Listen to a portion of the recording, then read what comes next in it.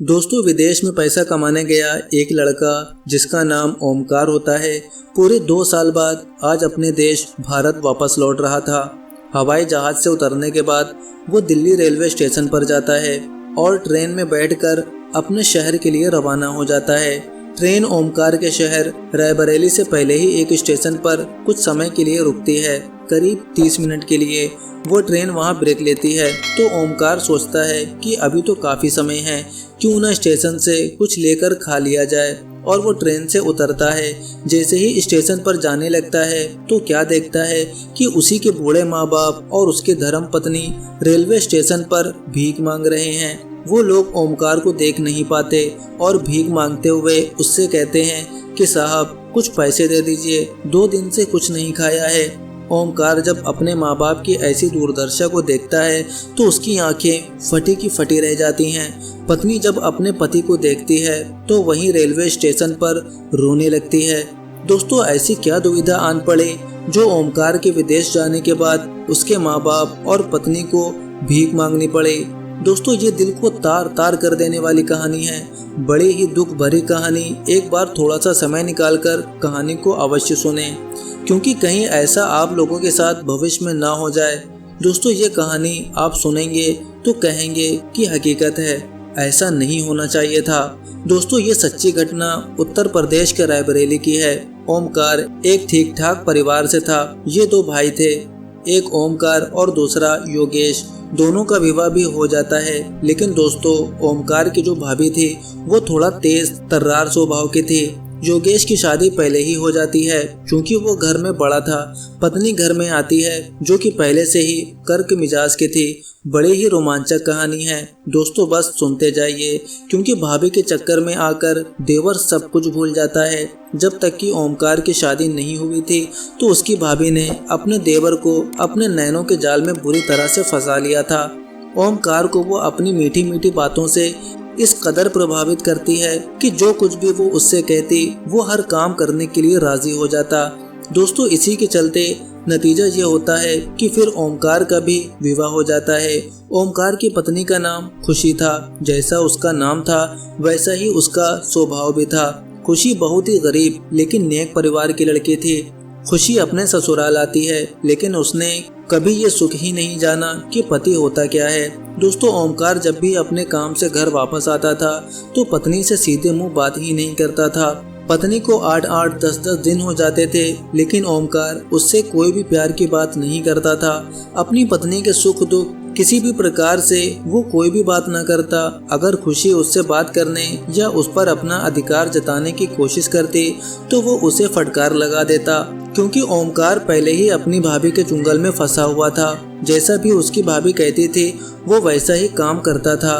कभी पत्नी को पीटना, कभी कुछ करना, कभी कुछ, क्योंकि भाभी से उसे लगाव था। भाभी के चक्कर में बुरा फंसा हुआ था। दोस्तों, जो भाभी के चक्कर में होते हैं वो अपनी बीवी को छोड़ देते हैं। आप भी देखना कहीं आपके घर पास पड़ोस में तो ऐसा नहीं हो रहा है, क्योंकि किसी के भी साथ ऐसा हो सकता है।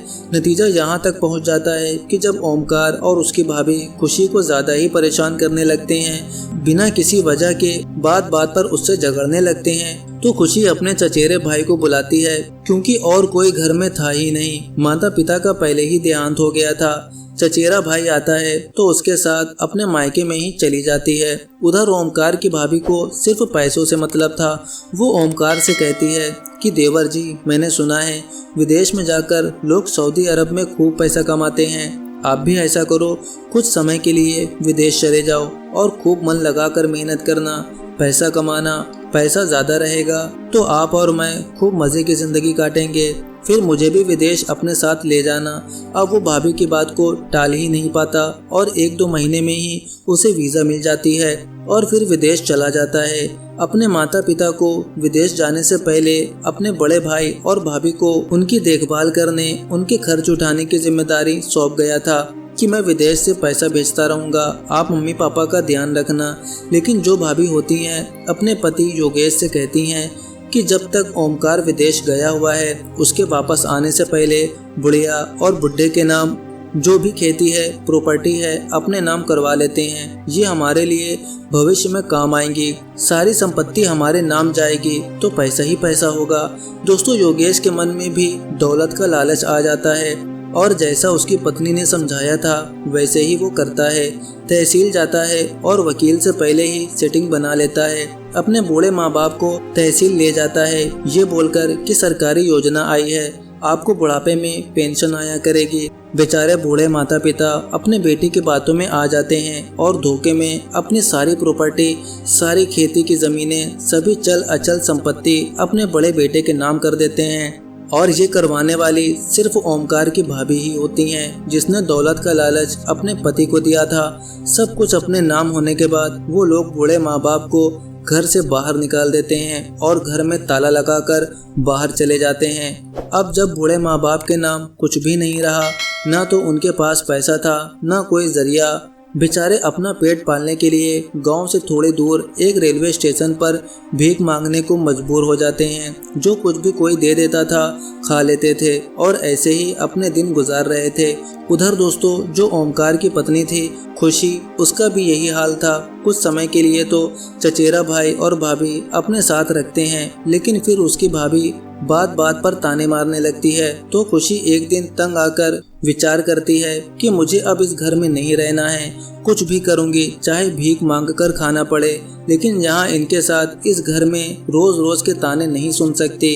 अब वो कहीं किसी के घर में थोड़ा बहुत काम करा देती, कुछ पैसे मिल जाते, लेकिन उसका पेट नहीं भर पाता था। एक दिन ऐसे ही घूमते हुए रेलवे स्टेशन पर पहुंचती है तो क्या देखती है कि उसकी बूढ़ी सास और ससुर भीख मांग रहे हैं। उनके पास जाती है और गले लगाकर रोने लगती है।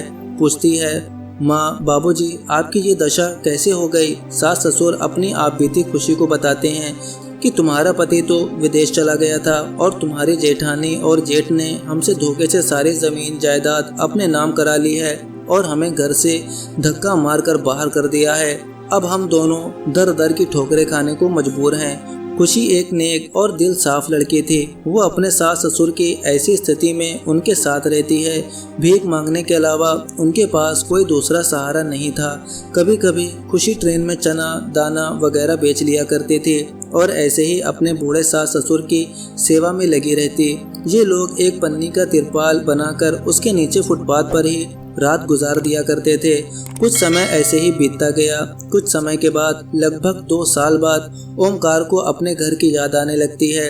वो सोचता है कि चलो अब घर वापस चलते हैं और भैया भाभी का भी फोन नहीं लग रहा है। अब वो घर आता है तो देखता है कि घर में तो ताला लगा हुआ है। पता नहीं कब से ताला लगा हुआ है। पास पड़ोस वालों ने बताया, तुम्हारे भैया भाभी ये मकान और सभी जमीन जायदाद बेचकर कहीं गायब हो गए। यहाँ वो अब रहते नहीं हैं, पता नहीं कहाँ चले गए हैं और तुम्हारे माँ बाप को तुम्हारी भाभी ने धक्का मारकर घर से निकाल दिया था। उन बेचारों को हमने खुद अपनी आंखों से अब रेलवे स्टेशन पर भीख मांगते हुए देखा है। पड़ोस के 1-2 आदमियों ने उसे बताया। ओमकार ने जब ये बात सुनी तो उसके होश उड़ गए कि भाभी के पीछे मैंने अपनी पत्नी को घर छोड़ने के लिए मजबूर कर दिया, उसे हमेशा तंग किया, उसे प्यार ही ना दे सका। अब मैं क्या करूं? वो अपना सर पीटने लगता है।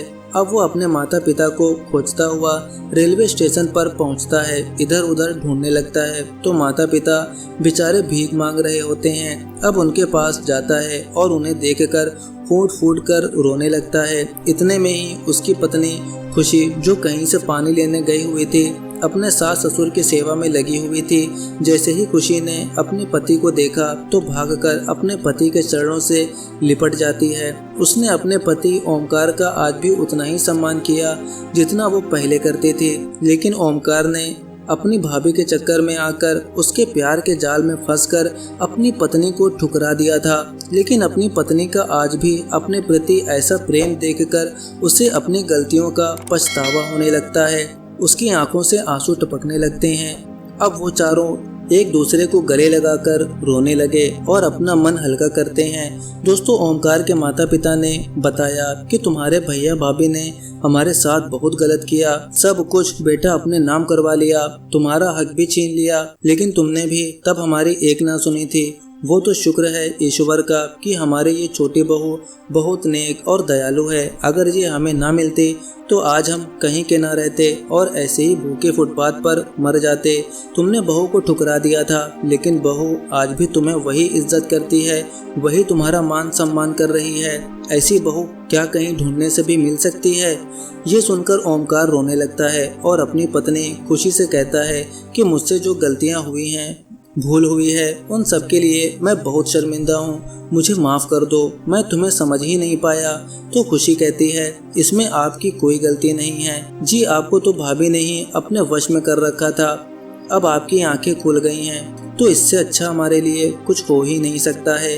तो ओमकार कहता है, अब तुम्हें ये काम करने की कोई ज़रूरत नहीं है, मेरे साथ यहाँ से चलो, हम मेहनत करेंगे, मजदूरी करेंगे। क्योंकि दोस्तों उसके पास पैसा भी नहीं था, जो कुछ पैसा था वो सभी उसने अपनी भाभी के अकाउंट में डाल रखा था। ओमकार अपनी पत्नी और माँ बाप को साथ लेकर वहाँ से दूसरे शहर चला जाता है और एक सब्जी मंडी के पास छोटा सा कमरा किराए पर लेता है। वहीं मंडी में आड़त वाले के पास पल्लेदारी करने लगता है। गाड़ियों में सामान सब्जी की लोडिंग अनलोडिंग का काम वो करने लगता है। उसी से जो दिन भर में पैसा कमाता अपने घर का खर्चा चला लेता, क्योंकि 4 जनों का खर्चा निकलना अपने आप में ही एक मजदूर आदमी के लिए बहुत बड़ी चुनौती है। धीरे धीरे ऐसे ही चलता रहा। एक दिन उसकी पत्नी कहती है, आप मुझे एक सब्जी की दुकान खुलवा दो तो मैं सब्जी बेच लिया करूँगी, आप काम करते रहना, थोड़ा और सहारा हो जाएगा पैसों का। मम्मी पापा घर पर ही रहा करेंगे, बूढ़े हैं, बुजुर्ग हैं, ये अब कर भी क्या सकते हैं। इस बात पर ओमकार के पिता भी सहमति जताते हुए कहते हैं कि बेटा बहुत ठीक ही कह रही है, हम भी दुकान पर बैठ जाया करेंगे, धीरे धीरे हमारा ये सब्जी का धंधा चल जाएगा। ओमकार मार्केट में एक अच्छी सी जगह देखकर सब्जी की दुकान डलवा देता है। उधर उसका पति मंडी में पल्लेदारी करता है और अपनी दुकान के लिए भी मुनासिब दामों में सब्जियां खरीद लाता था। अच्छी बिक्री होती है, पैसा बचने लगता है, धीरे धीरे पैसा इकट्ठा होने लगता है। किराए का मकान इन लोगों ने ले रखा था, मकान मालिक का किराया भी चुकाते हैं और एक छोटा सा 100 गज का प्लाट भी खरीद लेते हैं। खरीदने के बाद धीरे धीरे कुछ और पैसा जमा करते हैं और खूब मेहनत लगन से कमाते हैं और घर भी बना लेते हैं। मंडी में काफ़ी समय से काम करने से ओमकार वहाँ की लेन देन को अच्छे से समझ गया था। वो फिर अपनी खुद की एक आड़त खोलता है और उनका बढ़िया रोजगार होने लगता है। इतना अच्छा उनका कारोबार चलता है कि उन्होंने कई प्लाट खरीद लिए। जितनी प्रॉपर्टी उसके भाई ने हड़प ली थी उसकी 2 गुना वो लोग प्रॉपर्टी खरीद लेते हैं। उधर दोस्तों जो योगेश और उसकी पत्नी प्रॉपर्टी हड़प करके अपने ससुराल चले गए थे, योगेश के ससुराल वालों ने उनकी खूब सेवा की, लेकिन जब पैसा खत्म हो गया तो उन्हें लात मारकर अपने घर से बाहर निकाल दिया, ये कहते हुए कि जो अपने सगे भाई का ना हो सका वो हमारा क्या ही होगा। कहते हैं ना दोस्तों कि जैसा करोगे वैसा ही भरने को मिलेगा, और हुआ भी वही। उन्हें भी धक्का देकर घर से निकाल दिया। अब वो दर दर की ठोकरें खाने को मजबूर हो गए। एक एक पैसे के लिए तरस रहे थे। 2-2 दिन हो जाते हैं, खाना भी नहीं मिल पाता।